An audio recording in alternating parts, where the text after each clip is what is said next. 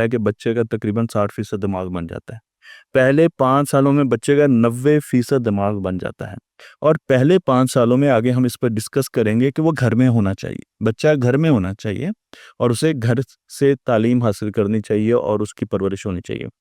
लेकिन यूनिसेफ ये कहता है कि 60% वालिदैन बिल्कुल ये नहीं जानते कि शुरू के इन दिनों में बच्चे की परवरिश कैसे करनी है, उनसे बात कैसे करनी है, उन्हें किस तरीके से हैंडल करना है, उनकी जो स्ट्रेस लेवल है उसको कैसे मेंटेन करना है। यूनिसेफ और डब्ल्यूएचओ ने ये रिपोर्ट निकाली और इसका मैं रेफरेंस इसलिए आपको दे भी रहा हूँ ताकि आप इन रेफरेंसेस को खुद भी देखें।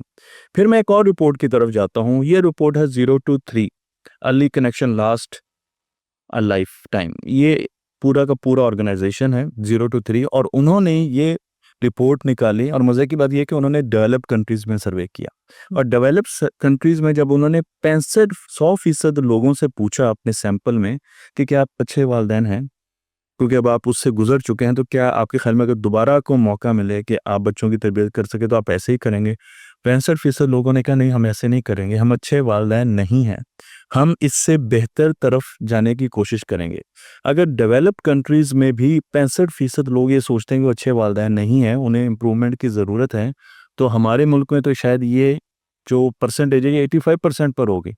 और फिर इस तरह हम चलते हैं एक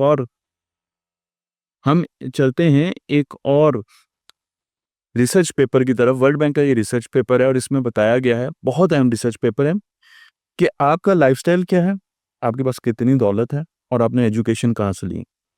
इन तीनों चीज़ों से बहुत ज़्यादा स्ट्रांग प्रेडिक्टर है बच्चे के मुस्तकबिल का कि पेरेंटिंग स्टाइल क्या इस्तेमाल किया आपने। अब पेरेंटिंग स्टाइल डिफरेंट होते हैं। हमें अगर पता ही नहीं है कि पेरेंटिंग स्टाइल्स क्या हैं और हमने बच्चों को किस तरीके से अच्छे पेरेंटिंग स्टाइल के ज़रिए हमने उनकी तरबियत करनी है, तो हम चाहे उनको पढ़ाते रहें, चाहे हमारे पास बहुत अच्छे रिसोर्सेज हों, लेकिन वर्ल्ड बैंक की ये रिपोर्ट कहती है कि पेरेंटिंग स्टाइल का इन्फ्लुएंस बच्चों पर इतना ज़्यादा होता है।